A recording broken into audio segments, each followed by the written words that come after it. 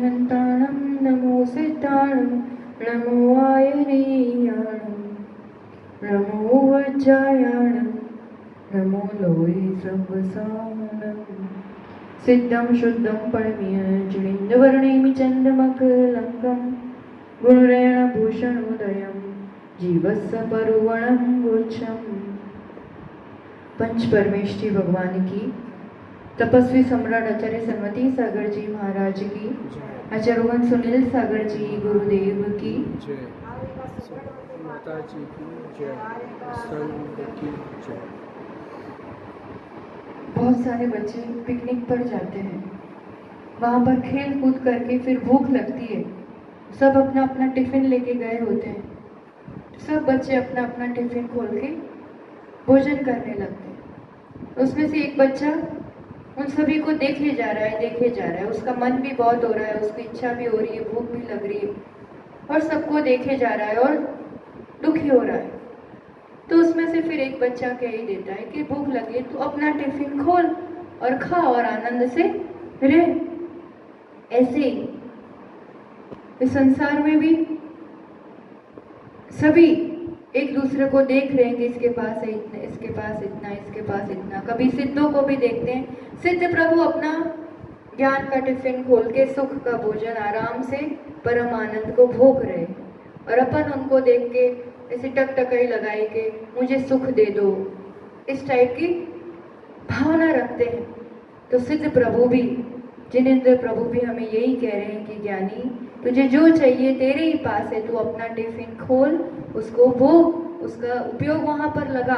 जो चाहिए हमें संसार में अपने ही पास है, उसका जब तक बोध नहीं है तब तक संसार परिभ्रमण है।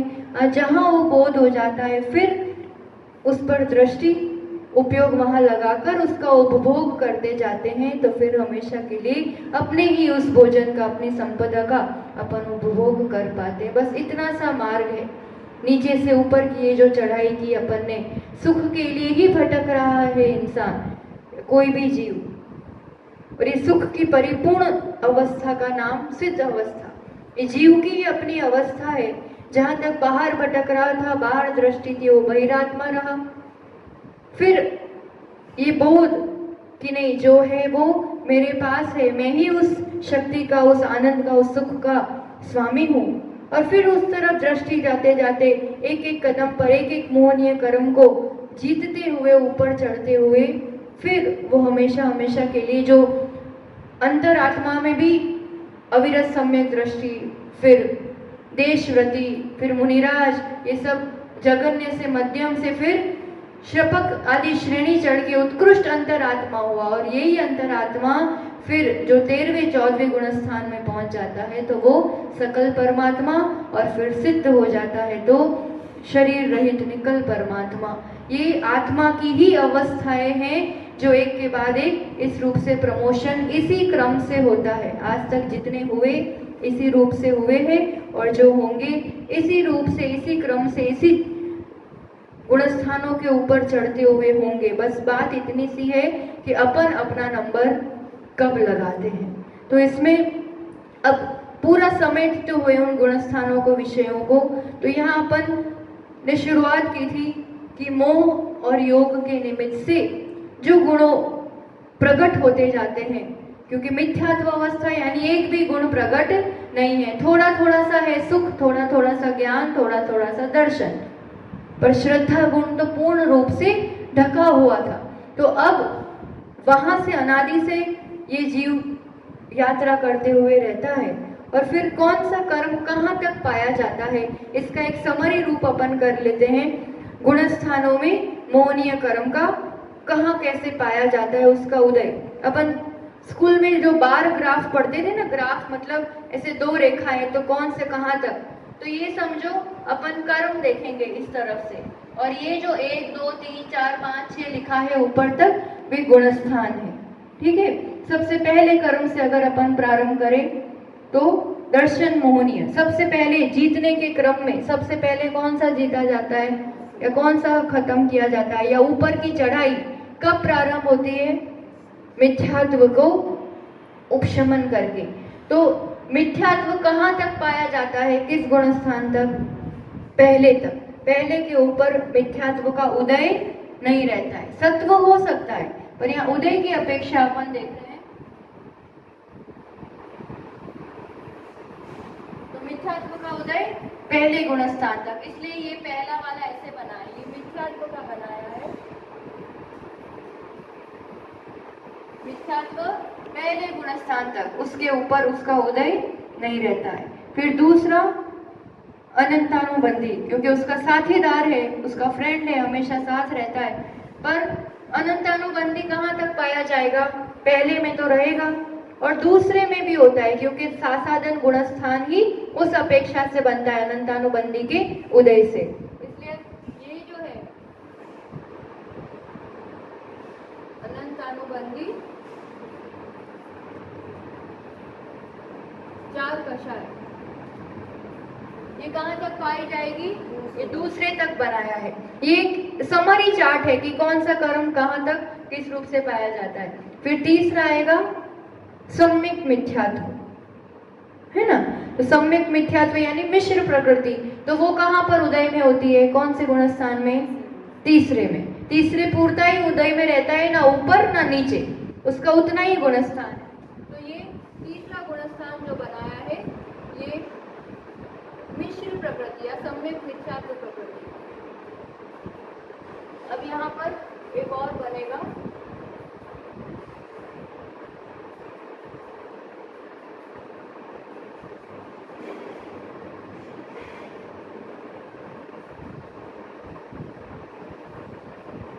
दर्शन मोहनियों को पहले देख रहे हैं अपन। तो अब आएगी कौन सी प्रकृति?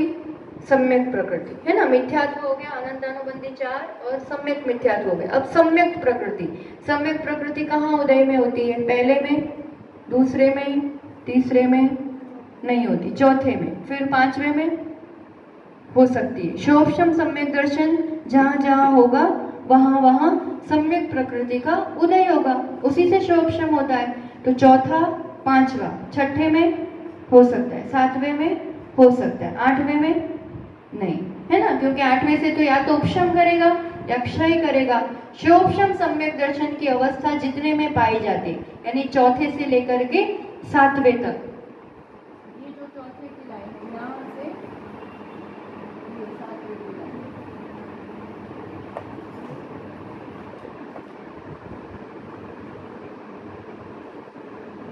चौथे से सातवें तक सम्यक प्रकृति। ठीक है, चौथे से सातवें तक। अब आएगी बारी चारित्र मोहनीय की। चारित्र मोहनीय में अनंतानुबंधी तो देख लिया। अब संयम की अपेक्षा अप्रत्याख्यानावरण आएगा सबसे पहले। ठीक, अप्रत्याख्यानावरण कहाँ तक उदय में होता है या कहाँ कहाँ उदय में होता है? पहले से देखो, पहले में होता है, दूसरे में, तीसरे में, चौथे में। चौथे में होगा उदय? नहीं होगा, तो फिर संयम हो जाएगा ना। चौथा गुणस्थान अविरत सम्यक दृष्टि, यानी वहां तो असंयम है अभी। अप्रत्याख्यान जहां तक है, कहां तक? जहां तक असंयम है, यानी एक से लेकर के चार में तो उदय में रहेगा, तो पांच, हाँ, चार तक। ठीक है,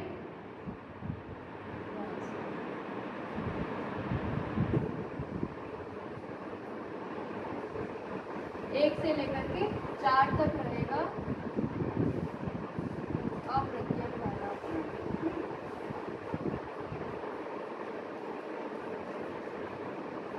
क्योंकि फिर देश संयम आएगा, तो वो उसका उदय का अभाव होगा, उसका शोभशम करेंगे तब देश संयम होगा। अब प्रत्याख्यानावरण, ये चारों कषाय, प्रत्याख्यानावरण 5 तक, है ना? फिर देश संयम होता है, उसके बाद वो उसका उदय का उसका अनुदय होता है, तब सकल संयम आता है। तो 5वें तक रहेगा प्रत्याख्यान।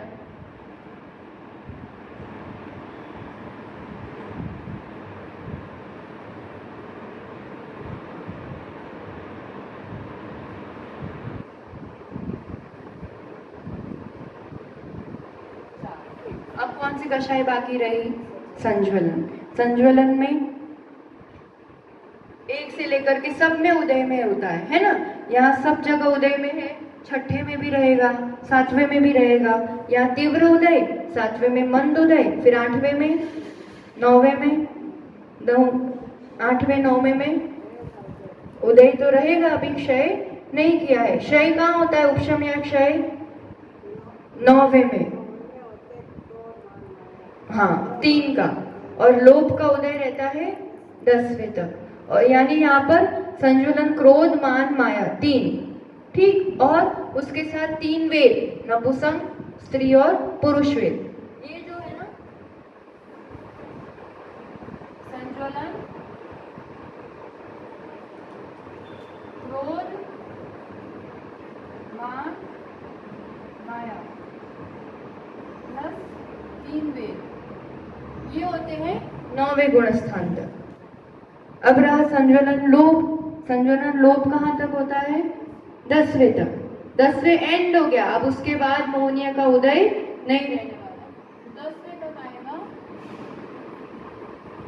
संज्वलन लोभ। और अब कौन सी बाकी रही चारित्र मोहनिया में? हास्य आदि, हास्य रति, रति ये बाकी रहा ना, तो ये कहाँ तक रहती है? 8वें गुण स्थान तक। उसका उदय रहता है 8वें तक, उसके बाद नहीं रहता है, ठीक।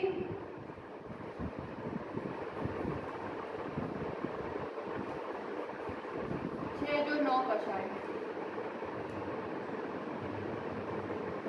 वो 8वें तक रहेगा। क्लियर हो गया पूरा? एक तरह से पूरा हो गया कि कौन सा मोहनीय कर्म किस गुण स्थान तक उदय में रहता है। मिथ्यात्व पहले तक, अनंतानुबंधी दूसरे तक, मिश्र सिर्फ तीसरे में, सम्यक प्रकृति चौथे से 7वें में, अप्रत्यक्षान चौथे तक, प्रत्यक्षानावरण 5वें तक, संजुलन क्रोध मान माया और 3 वेद 9वें तक, हास्य आदि 6 8वें तक, और संज्वलन लोभ सिर्फ एक बचता है वो 10वें गुण स्थान तक। और 10वें के बाद मोहनिया का उदय नहीं पाया जाता है। उसके बाद फिर गुण स्थान बनते हैं योग की अपेक्षा। तो योग कहाँ तक पाया जाता है? कौन से गुण स्थान तक? 13वें तक। और एक ही गुण स्थान है अयोग दशा वाला। तो यहाँ पर अपन थोड़ा सा जो जैसे 7 गुण स्थान तक अपन ने पूरा देखा था ना, एक समरी टेबल बनाया था, ऐसा यहाँ पर अपन आगे से 8वें से लेकर के 14वें तक का भी एक बार देख लेते हैं। 14 सबसे पहले शुरू करेंगे। सातिशय प्रमद गुणस्थान वर्ती जीव श्रेणी चढ़ता है। श्रेणी कितने प्रकार की बताओ? श्रेणी आरोहण कितने प्रकार से होता है? नहीं, वो तो गुणस्थान। प्रकार कौन से? श्रेणी 2, उपशम श्रेणी, शपक श्रेणी। 2 प्रकार से चढ़ना हो सकता है ना। तो ये जो 8वें गुणस्थान से क्या प्रारंभ होता है? श्रेणी आरोहण, श्रेणी का चढ़ना प्रारंभ होता है। और ये श्रेणी 2 प्रकार से होती है। उपशम चारित्र मोहनीय को उपशम करके चढ़ेगा, मतलब उसमें वो कार्य होगा, और शपक में चारित्र मोहनीय का क्षय करके चढ़ेगा। अब इसमें श्रेणी चढ़ने वाला एक बार आप लोग ये बताओ, देखो जैसे सम्यक की अपेक्षा क्या अवस्था होगी उस जीव की? सम्यक कितने प्रकार के हो सकते हैं उसको? श्रेणी आरोहण करने वाला मुनिराज। तो सम्यक दर्शन, कौन सा सम्यक दर्शन होगा उसको? 2 प्रकार से हो सकता है ना? शायद सम्यक या उपशम। उपशम होगा द्वितीय उपशम की अपेक्षा, जिसके 7वें गुणस्थान में होगा, ठीक। अब ये जो जीव होगा, अब ये चारित्र का के लिए पुरुषार्थ करने वाला है। सम्यक के इन 2 में से कोई एक अवस्था वो 7वें गुणस्थान में बना देगा, ठीक। उपशम सम्यक वाला कौन सी श्रेणी चढ़ेगा? गुणस्थान पर श्रेणी कौन सी चढ़ेगा? उपशम श्रेणी, नियम से। उपशम सम्यक्त वाला उपशमक कहीं होता है, उपशम श्रेणी चढ़ने वाला ही होता है नियम से, उसके पास दूसरा ऑप्शन नहीं है। ये होगा उपशम श्रेणी वाला, ठीक। और शायिक सम्यक्त वाला, शायिक सम्यक्त वाला चारित्र मोहनी की अपेक्षा उपशामक भी हो सकता है, और शपक होगा तो फिर ये भी तो क्षय कर ही लिया है, बाकी का भी क्षय करता हुआ चलेगा। तो शायिक सम्यक के लिए दोनों ऑप्शन है, वो उपशम श्रेणी भी चढ़ सकता है और शपक श्रेणी भी चढ़ सकता है। शपक श्रेणी चढ़ने वाला एक बार चढ़ी तो चढ़ी, अब उसका सभी कर्मों का नाश हो जाएगा, अब उसमें रिटर्न गाड़ी नहीं होती, अब उसमें गिरना कभी भी नहीं होता है। और उपशम श्रेणी वाला नियम से गिरता है। और उपशम श्रेणी में शपक श्रेणी कौन चढ़ सकता है? एक तो व्रज ऋषभ नाराज वाला उत्तम सेनन का कोई मुनिराज, और सबसे बड़ी बात उनका किसी भी आयु का बंध नहीं हुआ होता है, अब इस भाव से भावों का अंत करना है, वही शपक श्रेणी चढ़ता है। और उपशम श्रेणी कौन चढ़ सकता है? आयु का बंध नहीं हुआ हो तो भी चढ़ सकता है कदाचित, और अगर आयु का बंध हो गया है तो नियम से देव आयु का ही बंध हुआ होगा तो ही चढ़ सकेगा।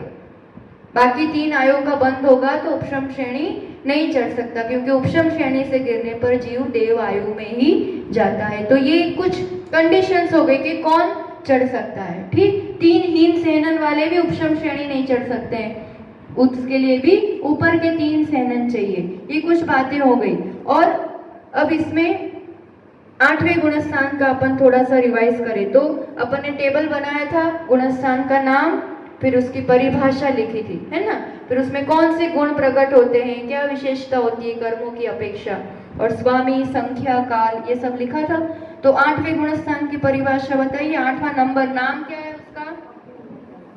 अपूर्वकरण गुणस्थान। जैसा नाम है वैसा काम, प्रति समय जिसमें अपूर्व अपूर्व नए नए परिणाम होते हैं एक एक समय में, वो अपूर्वकरण गुणस्थान 8वां।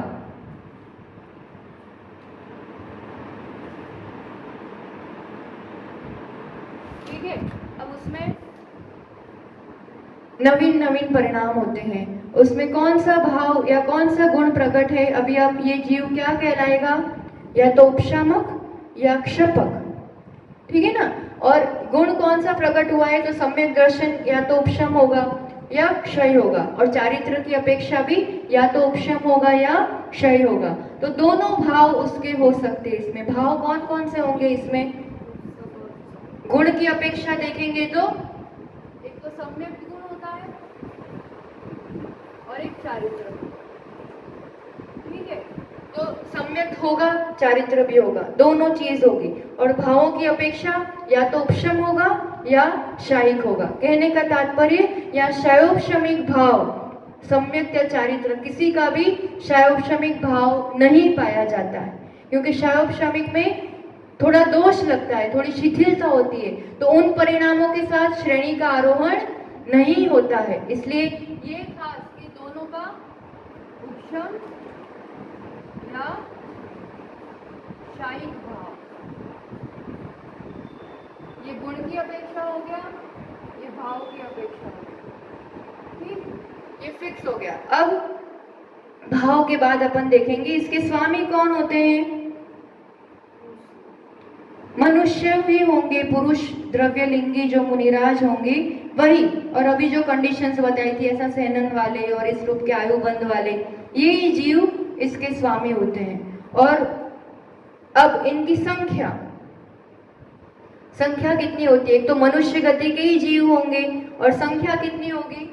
तो इसके भी जैसे अपन ने देखा था ना, छठे गुणस्थान में 5 करोड़ कुछ थी, फिर 7वें गुणस्थान में 2 करोड़ कुछ थी, तो अधिक से अधिक होंगे तो इस गुणस्थान में इतने जीव होंगे। और अब ये बताओ कि अब 8वें गुणस्थान की बात है, तो अब ये गुणस्थान 8वां गुणस्थान मोक्ष जाने के लिए जरूरी गुणस्थान है क्या? 8वां जरूरी है। 8वें में नहीं जाएंगे तब तक उसके ऊपर मोक्ष नहीं जा सकते, है ना। जैसे 6ठा 7वां जरूरी गुणस्थान है, ऐसे 8वां भी अनिवार्य गुणस्थान है। और इसमें हमेशा क्या जीव पाए जाते हैं? इस गुणस्थान में हमेशा जीव रहेंगे? नहीं रहेंगे, जरूरी नहीं है। कहने का मतलब यहाँ पर कदाचित 6 महीने का गैप हो सकता है कि कोई भी जीव अभी 2.5 दीप में एक भी मुनिराज इस गुणस्थान में नहीं हो, ऐसा भी कोई समय हो सकता है। इसमें हमेशा जीव हो ही, क्योंकि इसका छोटा सा काल है और इसमें कोई जीव अभी हो ही ऐसा इतना कोई खास जरूरी नहीं है, पर इसको मोक्ष के लिए अनिवार्य गुणस्थान है। अब संख्या की बात आई तो संख्या में दोनों तरह से समझना पड़ेगा। उपशम श्रेणी और शपथ श्रेणी। उपशम श्रेणी वाले मुनिराज अलग होंगे, शपथ श्रेणी वाले मुनिराज अलग होंगे। कोई भी एक ही श्रेणी चढ़ी जाती है, दोनों एक साथ नहीं होती है, तो उनकी भी संख्या है कि मैक्सिमम अगर इस श्रेणी वाले अब भी कोई इस गुणस्थान में कोई मुनिराज होंगे श्रेणी चढ़ने वाले तो कितने होंगे, तो यहाँ पर संख्या बता रहे हैं। उपशम में 299 और इसमें 598। उपशम श्रेणी करने वाले 299 और शपथ श्रेणी वाले 598। ये 8वें गुणस्थान की अपेक्षा बात चल रही है, ठीक, अपूर्वकरण में। अब ये संख्या हो गई। अब इसका काल समय कितना होता है, अंतर्मूर्त अपन ने देखा था, है ना, फिक्स होता है ये अंतर्मूर्त, जिसको भी जितना भी होगा इतना, जगन्य होगा फिर उत्कृष्ट होगा ऐसा नहीं, फिक्स अंतर्मूर्त। इसका काल जो छोटा अंतर्मूर्त 7वें से छोटा और 9वें से बड़ा ऐसा वाला फिक्स अंतर्मूर्त काल होता है इसका, ठीक, काल कितना अंतर्मूर्त। अब इसके आगे विशुद्धि बढ़ते बढ़ते अब अपन 9वें गुणस्थान में आएंगे। 9वां गुणस्थान यानी अनिवृत्तिकरण। डेफिनेशन, अनिवृत्तिकरण, जिसके परिणामों में भेद नहीं पाया जाता है। हमेशा कभी भी कहीं भी कोई भी मुनिराज अगर उसके पहले समय में होंगे तो वही परिणाम होंगे, दूसरे में होंगे तो वही होंगे, चाहे भरत क्षेत्र से कोई 9वें गुणस्थान में हो, चाहे विदेश क्षेत्र से हो, कोई भी क्षेत्र में हो, पहले के चौथे काल में हुआ हो, आगे होने वाला हो, इससे उसको कोई फर्क नहीं पड़ता। कोई 9वें गुणस्थान वाला होगा तो उसके जब भी होंगे तब भी वही परिणाम, सेम परिणाम होते हैं। ये हो गया अनिवृत्तिकरण, ठीक। इसमें सब इसी के अनुरूप आएगा। स्वामी कौन होते हैं, वही मनुष्य गति जो मुनिराज ऊपर चढ़े हैं वही। इसमें भी हमें ये अनिवार्य गुणस्थान है मोक्ष जाने के लिए। इसमें भी हमेशा जीव हो ऐसा जरूरी नहीं है। संख्या और भाव भी यही होंगे, या तो उपशम या शपथ, सब चीजें यही कंटिन्यू होंगी। संख्या भी सेम, क्योंकि यही मुनिराज तो इसमें जाएंगे ना, इसलिए यही वाली संख्या आएगी। उपशम श्रेणी में 299 और शपथ श्रेणी में 598। अब इसके संख्या हो गई। काल, काल भी यथा योग्य अंतर्मूर्त, छोटा अंतर्मूर्त पर फिक्स काल है इसका भी अंतर्मूर्त का। अब इससे आगे जाएंगे। अब इसमें गमन और आगमन देख लें अपन। 8वें में गमन यानी कहाँ जा सकते हैं ये जीव, ठीक है ना, तो 8वें वाला कहाँ कहाँ जाएगा, दो ही रास्ते हैं ना, 8वें वाला 9वें में जाएगा या गिरेगा, गिरने की अपेक्षा 7वें में भी जाएगा और मरण की अपेक्षा 4थे में जाएगा। ये गमन कहाँ कहाँ जा सकता है 8वां वाला, है ना। और आगमन मतलब कहाँ से आ सकता है 8वें में, तो 7वें से आएगा, फिक्स है वो तो, और गिरेगा तो 9वें से आएगा। इसके एक ही ऊपर नीचे ऑप्शन है, आएगा तो 7वें से भी या 9वें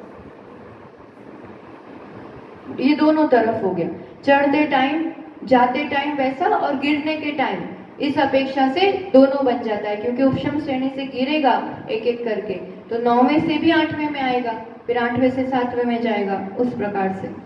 तो ये इसका हो गया। 9वें गुणस्थान का अपन देखेंगे गमन और आगमन। गमन यानी कहाँ जा सकता है, 9वें वाला कहाँ जा सकता है, 10वें में जाएगा, और गिरने की अपेक्षा 8वें में जाएगा,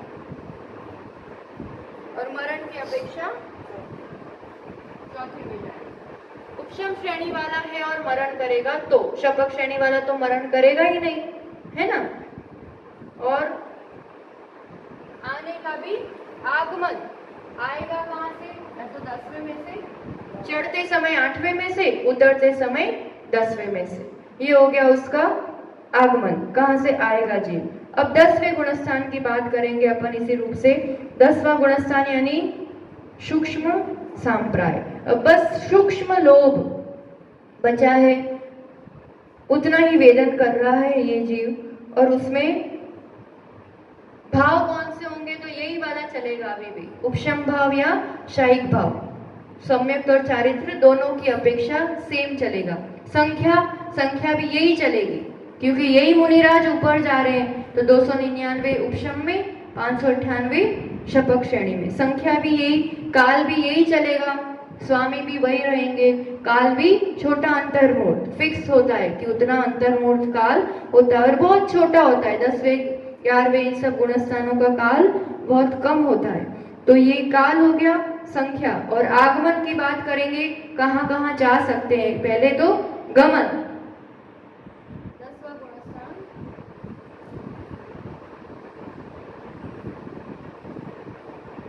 ये सब चीजें सेम रहेगी, ठीक। अब गमन आगमन की बात करें, अब यहाँ से मेन चीज जाएगा कहाँ कहाँ 10वें से। हाँ, दो रास्ते हैं, 11वें में जाएगा उपशम वाला और 12वें में जाएगा शपक वाला। तो ये जाते टाइम 11 और 12, और गिरते टाइम 10वें से 9वें में भी जाएगा, और मरण की अपेक्षा चौथे में। ये हो गया गमन। अब आगमन, 10वें में आ कहाँ से सकता है वो जीव, 10वें में कहाँ से आएगा, तो 9वें से चढ़ते टाइम और 11 से उतरते टाइम। 12वें से 10वें में आएगा, 12वें से 10वें में नहीं आता है। 11वें से 10वें में आएगा, 9वें से चढ़ते टाइम, 11वें से उतरते टाइम, गिरते टाइम नीचे। तो ये हो गया 10वें गुणस्थान का। अब आगे 11वें गुणस्थान का देखते हैं अपन। शांत मोह, गुण कौन सा प्रकट है, अभी वीतरागता है एक अपेक्षा से, क्योंकि मोहनीय का अभाव है, उदय का तो अभाव है, तो निर्मलता बहुत सेम होती है। शपक वाले की, उपशम वाले की निर्मलता में फर्क नहीं होता है। अत्यंत निर्मल वीतराग अवस्था है, गुण वो प्रकट हो चुका है, और यथाख्यात चारित्र हो गया है। सम्यक भी उपशम होगा तो भी निर्मल है, और चारित्र मोहनीय, दोनों की अपेक्षा, सम्यक की अपेक्षा, सम्यक की अपेक्षा दोनों ऑप्शन है, या तो उपशम होगा या शायिक होगा, ठीक है। ये गुण और ये भाव, और चारित्र गुण की अपेक्षा उपशमहीन होगा, क्योंकि उपशांत मोह में है, एक ही भाव है चारित्र की अपेक्षा। ख्याल आ गया। अब ये जो जीव है ये अभी छद्मस्त है, ठीक है ना, छद्मस्त है और पर वीतरागी है। मोह की अपेक्षा मोह खत्म हो चुका है, पर अभी पूर्ण ज्ञान नहीं हुआ है, ऐसी वाली अवस्था। यथाख्यात चारित्र वाला जीव पूर्ण निर्मल चारित्र, पूर्ण निर्मल सम्यक। बस फर्क इतना है कि बहुत कम काल के लिए होता है। जो मुनिराज चढ़े थे, स्वामी तो वही है ना, जो मुनिराज ऊपर ऊपर चढ़ रहे हैं। जो उपशम श्रेणी चढ़े थे वो यहाँ पहुंचते हैं, वो मुनिराज। इसलिए इसकी संख्या कैसे हो जाएगी, उपशम श्रेणी वालों की संख्या क्या कही थी अपन ने, 299, 299। तो इसकी संख्या वही रहेगी, क्योंकि वही मुनिराज उसमें पहुंचने वाले हैं, इसलिए संख्या हो जाएगी 299। काल कितना हो जाएगा इसका, अंतर्मूर्त, और बहुत छोटा अंतर्मूर्त होता है। जैसे अपन कहते हैं ना शुद्र भव, सबसे छोटा काल कौन सा होता है, शुद्र भव का, जो अपन एक श्वास में 8-10 बार बोलते हैं ना, शुद्र भव, जो बहुत छोटा काल होता है। ऐसे 11वें गुणस्थान का 2 शुद्र भाव के बराबर, बस उतना सा काल होता है उसका। और जैसे समझ लो 1 सेकंड का 12वां भाग, इतना कम काल होता है इस गुणस्थान का, 1 सेकंड से भी कम, उसके भी जैसे भाग कर दो उतना टाइम होता है। उतनी टाइम के लिए इस निर्मल अवस्था में, उपशांत अवस्था में रहता है, पर फिर यहाँ से निश्चित रूप से वो नीचे गिरता है। और गिरने के कारण 2 कारण हैं, एक तो उसका काल ही इतना है, काल पूरा होगा, उपशमन पूरा होगा तो एक एक करके वापस कषाय उदय में आती जाएंगी, इसलिए गिरेगा। या तो मरण हो जाएगा, तो मरण की अपेक्षा भी वो नीचे ही गिरेगा। ठीक, शायद सम्यक दृष्टि अगर होगा तो अधिक से अधिक चौथे तक जा सकता है। छठे सातवें में क्रम से 10, 9, 8 ये तो गिरेगा ही गिरेगा, यहाँ ज्यादा देर नहीं रुक सकता। पर फिर और चढ़ते टाइम जितना टाइम लगता है उससे बहुत कम समय लगता है उतरने में। चढ़ने में ज्यादा देर लगती है, उतरने में तो थोड़ी थोड़ी देर रुक के एक एक कषाय उदय में आती जाएगी और 8वें से 7वें में जाएगा, 7वें से भी 6ठे में जाएगा। अब वो मुनिराज अपने परिणामों को संभाल सके, शोभशम वाली अवस्था ले आए चारित्र की, तो 6ठे 7वें में काफी देर रह सकते हैं, ऊपर नीचे, छठा सातवां, छठा सातवां। और शायद अगर गिर गए तो 5वें में, और गिर गए तो चौथे में। शायद सम्यक दृष्टि जीव जाएगा तो चौथे तक, ठीक। और उपशम वाला जाएगा कदाचित, और वो भी मिथ्यात्वादी भी सत्ता में पड़ी है तो पहले तक भी जा सकता है। तो ये 11वें गुणस्थान जिसका काल इतना कम है और इतनी संख्या है, उसका गमन और आगमन देखें अपन, ये थोड़ा समझना पड़ेगा इसको, है ना। गमन यानी कहाँ जा सकता है, ठीक। अब ऊपर कहाँ जा सकता है ये जीव, ऊपर कहाँ जा सकता है, ऊपर तो जाएगा ही नहीं, नीचे ही जाएगा। तो डायरेक्ट कहाँ जाएगा, या तो 10वें में या चौथे में। ये सब अभी जो बात की 9वें तक, 10वें, ये तो एक के बाद एक जाएगा ना। या गमन अपन जो बात कर रहे हैं वो डायरेक्ट कहाँ जा सकता है, तो 11वें से तो 10वें में ही जाएगा, फिर नीचे नीचे नीचे उतरता जाएगा एक एक करके, ठीक। और अगर मरण की अपेक्षा चौथे में सीधा। और आगमन वहां आता कहाँ से है, 11वें में, 10वें से, एक ही ऑप्शन है, 10वें से ही आएगा, तो 10वें गुणस्थान से आता है और 11वें से वापस 10वें में जाता है। ये 11वें गुणस्थान की यहाँ पर रूपरेखा हो गई। उपशांत मोह, और उपशांत मोह ये अनिवार्य गुणस्थान नहीं है कि इस गुणस्थान में जाना ही पड़ेगा मोक्ष के लिए। ये गुणस्थान में कभी नहीं भी जाओ तो भी मोक्ष जा सकते, ये कोई मोक्ष के लिए अनिवार्य गुणस्थान नहीं है। और इसमें क्या हमेशा जीव पाए जाते हैं, तो कोई जरूरी नहीं है कि इसमें हमेशा जीव हो। अब आया 12वां गुणस्थान, जहां जाना बहुत जरूरी है, यहाँ तो पहुंचना ही पड़ेगा, है ना। तो 12वां गुणस्थान क्षीण मोह। यहाँ बताओ गुण, कौन सा गुण प्रकट हो गया अब यहाँ पर, कौन कौन से, सम्यक की अपेक्षा और चारित्र की अपेक्षा। शायिक ही होगा, यहाँ कोई और ऑप्शन नहीं है। पूर्ण क्षय हो गया मोह का, क्षीण मोह, तो सम्यक दर्शन कौन सा होगा, शायिक भाव, शायिक ही होगा यहाँ पर। और चारित्र भी कौन सा होगा, शायिक चारित्र, दोनों यथा क्या चारित्र भी प्रकट और अत्यंत निर्मल अगाढ़ निर्मल सम्यक दर्शन भी प्रकट हो गया। यहाँ दोनों शायिक भाव ही होंगे। वही मुनिराज जो शपथ श्रेणी चढ़े थे वही यहाँ तक पहुंचते हैं। तो इसकी संख्या आप बताएंगे तो जो शपथ श्रेणी की संख्या 598, इसका काल भी अंतर्मूर्त है। इस काल में वो क्या करता है, अभी छद्मस्थ है, वितरागी है, और ये अब ज्ञानावन, दर्शनावन, अंतराय इन 3 कर्मों का क्षय करता है इस काल में, इस गुणस्थान में, 12वें गुणस्थान में, ठीक। तो काल उसका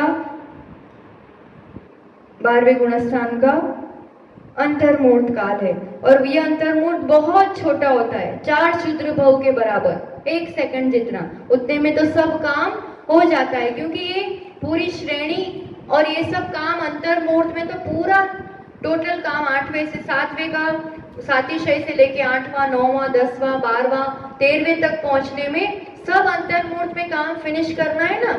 इसलिए जितना जितना ऊपर चढ़ता जाता है उतना उतना छोटा छोटा अंतर्मूर्त टाइम लगता है इसमें। तो एकदम छोटा सा काल इस 12वें गुणस्थान का होता है। और 12वें गुणस्थान में इतने छोटी सी देर के लिए, 1-2 सेकंड के लिए रह करके वह जीव कहाँ पहुंचता है, 12वें गुणस्थान से कहाँ से आएगा, में आएगा कहाँ से? 10वें से। एक ही रास्ता है और जाएगा कहाँ? 13वें। अब एक ही ऑप्शन, ठीक है, 12वें वाला नियम से जाएगा, गमन कहाँ करेगा? 13वें में, और आगमन कहाँ से होगा? 10वें में। 10वें में से सीधा 12वें में। कौन? शपक श्रेणी वाला मुनिराज। शपक श्रेणी वाले मुनिराज 12वें में जाएंगे और 12वें से नियम से 13वें में। ये एक ही रास्ता है अब यहाँ पर, ठीक। और अब पहुंचेंगे 13वीं में। 13वें में यानी सहयोग केवली जिन, केवली भगवान अरिहंत परमेष्ठी हो गए। तीर्थंकर प्रकृति के बंध वाले होंगे तो फिर वो तीर्थंकर केवली होंगे, और बाकी जरूरी नहीं है कि सब तीर्थंकर हो। अरिहंत तो कोई भी मुनिराज कर्मों का क्षय करके, 4 गातिया कर्म को क्षय करके ये अवस्था पाई जाती है। अनंत अनंत सिद्ध हो गए तो कोई सभी तो तीर्थंकर नहीं होते, तो तीर्थंकर होना जरूरी नहीं है, पर 4 गातिया कर्म करके केवल ज्ञान सबका एक जैसा होता है, अवस्था सबकी एक जैसी होती है कर्मों की अपेक्षा। तो यहाँ पर तीर्थंकर केवली भी होते हैं, सामान्य केवली भी होते हैं, कोई उपसर्ग सहन करके केवली बना होता है तो उपसर्ग केवली होते हैं, अंतकृत केवली होते हैं कि केवल ज्ञान के बाद अंतर्मूर्त में ही मोक्ष चले जाते हैं। ऐसे प्रकार बहुत होते हैं, पर ये सबका गुणस्थान 13वां है। बस तीर्थंकर के लिए इतना होता है कि उनके लिए समोशरण की रचना होती है और इस रूप से होता है, और सामान्य केवली के लिए इस रूप की व्यवस्था नहीं होती है। पर केवल ज्ञान के बाद ये जीव धरा से 5000 धनुष ऊपर, मतलब ये जैसा ही 12वां गुणस्थान क्रॉस किया, 12वें गुणस्थान में, तो वो यहाँ मध्य लोक में किसी नदी तट पर, पर्वत पर, कोई भी स्थान पर कर्म भूमि में बैठा होगा वो मुनिराज। ये अंतरंग अवस्था चल रही है, बाहर से दिगंबर मुनिराज शुक्ल ध्यान में लीन है, और जैसा ये 12वें से 13वां गुणस्थान की चढ़ाई होती है, 4 घातीय कर्मों का नाश होता है कि वह मुनिराज, वह जीव 5000 धनुष ऊपर जाकर के विराजमान हो जाते हैं। सामान्य केवली के लिए गंधकुटी की रचना होती है, तीर्थंकर के लिए समोशरण की रचना होती है, पर ये यहाँ इतना ऊपर। और ये जो शरीर था मुनिराज का, कौन सा शरीर होता है मनुष्य को? औदारिक शरीर। अब ये औदारिक शरीर में 7 धातुएं भी है, रक्त, मांस, पीप आदि, और निगोदिया जीव भी इसमें वास करते हैं। 13वें गुणस्थान में जहाँ केवली भगवान के लिए अब वो औदारिक शरीर परम औदारिक हो जाता है। अब ये 7 धातुओं से रहित है, निगोदिया जीवों से रहित है, स्फटिक के जैसे अत्यंत निर्मल और पारदर्शी और ऐसा तेजस्वी शरीर होता है ये।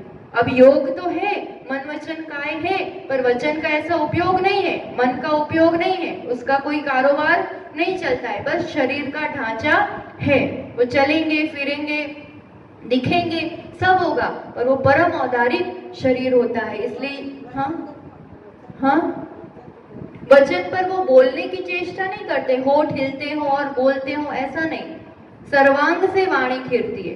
वो तो जिस रूप से है, नासाग्र दृष्टि, हाथ में हाथ बंदे और होठ जिस रूप से दोनों है, होठ हिलते थोड़ी, वो कोई वचन वर्गणा है उसका प्रयोग नहीं होता है, वो वाणी सर्वांग से खिलती है। इसलिए यहाँ पर इस रूप से जो अपन अरिहंत परमेष्ठी की जो प्रतिमा देखते हैं ना, उसी रूप से हाथ में हाथ बंधे और जो नासाग्र दृष्टि वाली, अब वीतराग केवल ज्ञानी, अब वीतरागी भी है, सर्वज्ञ भी है और हितोपदेशी भी है, जो सच्चे देव का स्वरूप होता है।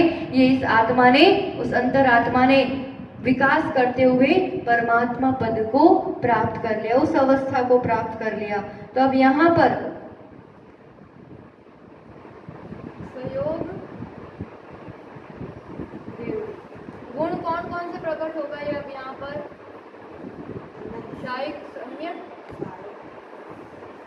ठीक है ना, और शायिक चारित्र, ये दो तो पा ही लिया था 12वें तक।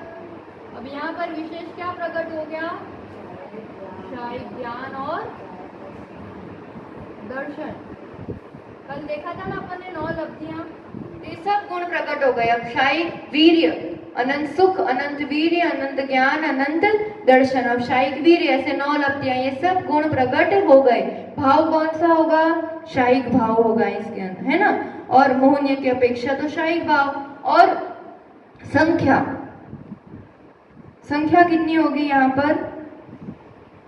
8,98,502। अर्यंत केवली अगर इस समय हो सकते हैं अधिक से अधिक तो कितने हो सकते हैं? 8,98,502। इतने अर्यंत परमेष्ठी अभी ढाई दीप में कहीं हो सकते हैं, तो इतने हो सकते हैं ज्यादा से ज्यादा। और गमन और इसका काल 13वीं गुणस्थान में कोई जीव कितनी देर रह सकता है ज्यादा से ज्यादा केवली अवस्था में, है ना? 8 वर्ष के बाद मनुष्य है तो 8 वर्ष के बाद उसको अंतर्मूर्त में सम्यक दर्शन और श्रेणी और ये केवल ज्ञान हो सकता है। और अधिक से अधिक आयु कर्म भूमि के मनुष्य की कितनी होती है? 1 पूर्व कोटि। ठीक, इसलिए 8 वर्ष, 1 अंतर्मूर्त कम 1 पूर्व कोटि, ये उत्कृष्ट काल हुआ। जगन्य तो अंतर्मूर्त से लेकर के बीच का सभी आ गया। जगन्य अंतर्मूर्त, उत्कृष्ट 1 पूर्व कोटि में 8 वर्ष, 1 अंतर्मूर्त कम, इतना काल। क्योंकि जब तक आयु रहेगी मनुष्य आयु तब तक ये 13वें गुणस्थान में केवल ज्ञान की अवस्था में, संयोग अवस्था में वो जीव रहता है। ठीक, तो ये काल हो गया संख्या। और गमन की बात करेंगे तो 13वें से कहाँ जाएगा? 14वें में। एक ही रास्ता है। और आएगा कहाँ से 13वें में? 13वें में आता कहाँ से? 12वें से आगमन, है ना? 13वें में जाएगा 14वें में, और आता कहाँ से है? आगमन कहाँ से होता है? 12वें से। एक ही रास्ता है। और लास्ट अपन देखेंगे 14वां गुणस्थान अयोग केवली। ये आयु का थोड़ा शेष रहने पर, जब शेष अघात्य कर्मों को नाश करना है तब इसमें ऊपर इस गुणस्थान में चढ़ता है अयोग केवली। अब योग नहीं होता है। और कितना समय है इसका? जैसे कहते हैं 5 लघु अक्षर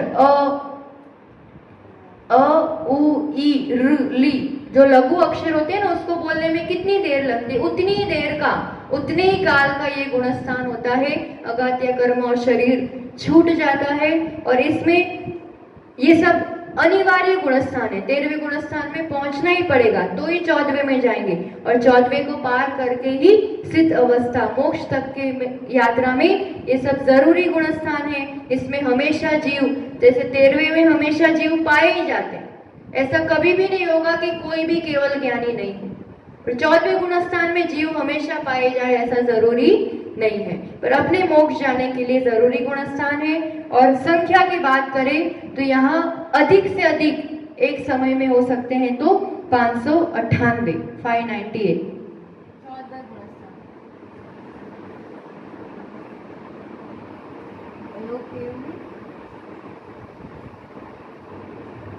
और 598। अब ये जो अपन इस रूप से ये गुणस्थानों का अपना, और आगमन यहाँ से गमन होगा सिद्ध अवस्था में। आता कहाँ से है? 13वें से, और जाता है सिद्ध अवस्था। एक ही रास्ता है यहाँ से।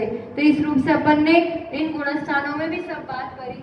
अब अपन जो कहते हैं ना 3 कम 9 करोड़ मुनिराज, ठीक, तो ये कैसे होते हैं? इस रूप से ये गणना होती है।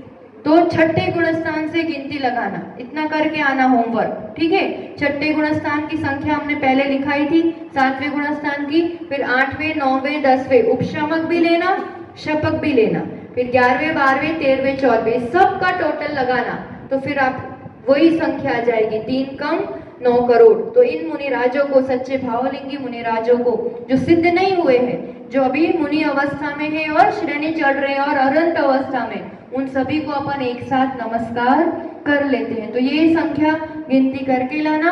और इस रूप से अपन ने ये गुणस्थान का विषय लगभग यहाँ पर हुआ। अंतिम गाथाओं में यहाँ पर सिद्धों का वर्णन करते हुए यह गुणस्थान अधिकार का अपन अंत करते हैं। गोमटसार जीवकांड में आचार्य नेमिचंद्र स्वामी ने 8 नंबर की गाथा से गुणस्थान अधिकार प्रारंभ किया था। अपन एक एक करके सभी गाथाओं को देखा और यहाँ 68-69 नंबर की गाथा से इस अधिकार का अंत कर रहे हैं। तो अपन लास्ट में कि 14 गुणस्थान से पार होकर के जो सिद्ध अवस्था पाई जाती है वो सिद्ध कैसे होते हैं, तो कह रहे हैं 8वीं कम वियला सीधी भूदा निरंजना निच्चा 8 गुणा किद किच्चा लोयक गणिवासिनो सिद्धा। 8वीं कम्म मुक्का, 8 कर्मों से जो रहित अवस्था है वो सिद्ध अवस्था। सीधी बुधा जो सुख स्वरूप है, अत्यंत शांत और सुख स्वरूप है। निरंजना, निरंजन है क्योंकि भाव आदि कर्म मल से रहित है, नित्य है। अब ये अवस्था नित्य रहती है, हमेशा रहती है। अब इसमें कोई भी परिवर्तन आता नहीं है, चाहे कितने ही काल बीत जाए।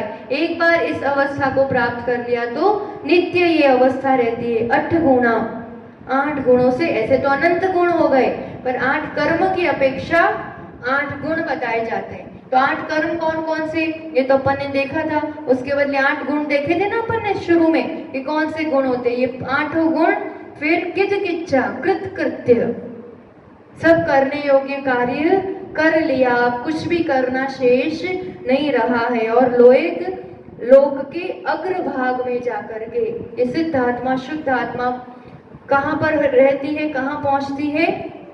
लोक के अग्रभाग में जाकर के स्थित हो जाती है, हमेशा हमेशा के लिए वहीं टॉप फ्लोर पर, है ना।